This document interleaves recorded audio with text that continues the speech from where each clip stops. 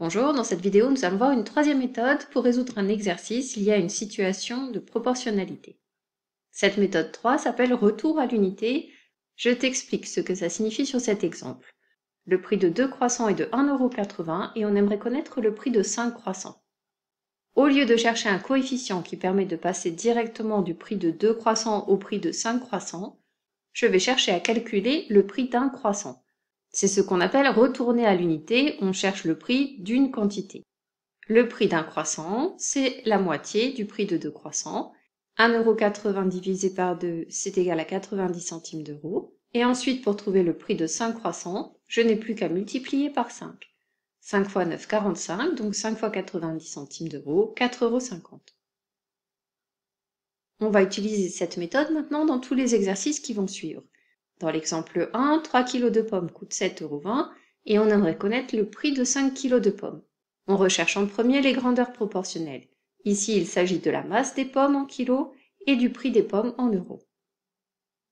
Dans un tableau, on indique toutes les données de l'énoncé. Je sais que 3 kg de pommes coûtent 7,20 €. Je recherche le prix de 5 kg et j'ai ajouté une colonne dans laquelle je vais calculer le prix d'un kilo. Pour calculer le prix d'un kilo, je vais diviser le prix de 3 kg par 3. 7,20 € divisé par 3, c'est égal à 2,40 €. Maintenant, je cherche à calculer le prix de 5 kg. Je multiplie le prix d'un kilo par 5. 2,40 fois 5, c'est égal à 12 €. Et je n'oublie pas de conclure avec une phrase réponse, 5 kg de pommes coûtent 12 €.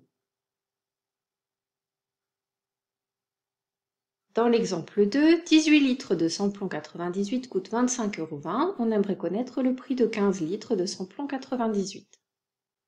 Dans cet exercice, deux grandeurs sont proportionnelles. Il s'agit de la capacité d'essence en litres et du prix de l'essence en euros.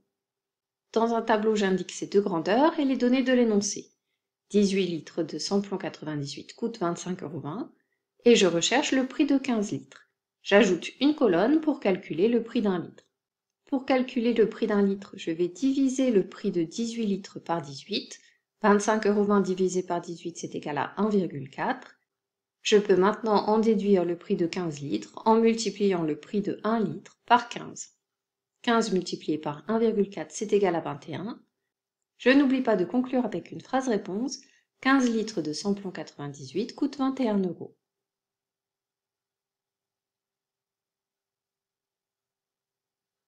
Dans l'exemple 3, 6 gâteaux coûtent 6,60 €. Sachant que ces gâteaux coûtent tous le même prix, combien coûtent 7 de ces gâteaux? Les grandeurs qui sont proportionnelles sont la quantité de gâteaux, le nombre de gâteaux et le prix à payer en euros. J'indique toutes les données dans un tableau. Je sais que 6 gâteaux coûtent 6,60 €. Je recherche le prix de 7 gâteaux et pour ça, je vais calculer le prix d'un gâteau. Pour trouver le prix d'un gâteau, je divise le prix de 6 gâteaux par 6. 6,60 € divisé par 6, c'est égal à 1,10 €. Et j'en déduis le prix de 7 gâteaux en multipliant le prix d'un gâteau par 7. 7 fois 1,10 €, c'est égal à 7,70 €. On conclut avec une phrase réponse. 7 de ces gâteaux coûtent 7,70 €. Exemple 4. Il me faut 60 perles pour confectionner 4 colliers identiques. Combien de perles me faut-il pour confectionner 3 de ces colliers? Le nombre de perles et le nombre de colliers sont proportionnels. Dans un tableau, j'écris ces deux grandeurs et les données de l'énoncé. J'ajoute une colonne pour calculer le nombre de perles correspondant à un collier. Pour 4 colliers, il me faut 60 perles. Pour un collier, il m'en faut 4 fois moins. Le quart de 60 est égal à 15, la moitié de 60 c'est 30, et la moitié de 30 c'est 15.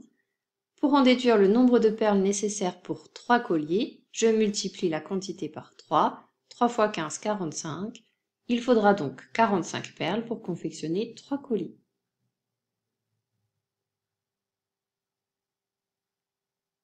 Cette vidéo sur la méthode numéro 3 est maintenant terminée. À bientôt!